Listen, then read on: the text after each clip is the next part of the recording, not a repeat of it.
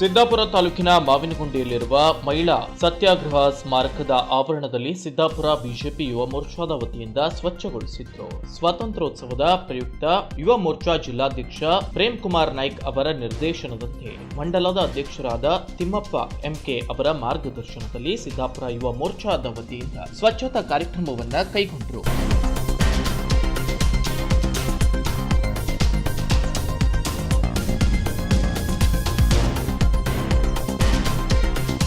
ಕಾರ್ಯಕ್ರಮದಲ್ಲಿ ಯುವ ಮೋರ್ಚಾದ ಅಧ್ಯಕ್ಷರಾದ ಎಜಿ ನಾಯ್ಕ್ ಕಡಕೇರಿ, ಯುವ ಮೋರ್ಚಾದ ಜಿಲ್ಲಾ ಕಾರ್ಯದರ್ಶಿ ಸಂಜು ಬೇಡ್ಕಣಿ, ತಾಲೂಕಾ ಉಪಾಧ್ಯಕ್ಷ ಶರತ್ ಮಂಕೋಡ್, ಪ್ರಮುಖರಾದ ಶ್ರೀಧರ್ ಮಾವಿನಗುಂಡಿ, ಯಶ್ವತ್ ಬಾಲಿಕೊಪ್ಪ, ವಿಠಲ್ ಮಾವಿನಗುಂಡಿ, ಭಗವಾನ್ ನಾಯ್ಕ್ ಮತ್ತಿತರರು ಉಪಸ್ಥಿತರಿದ್ದರು.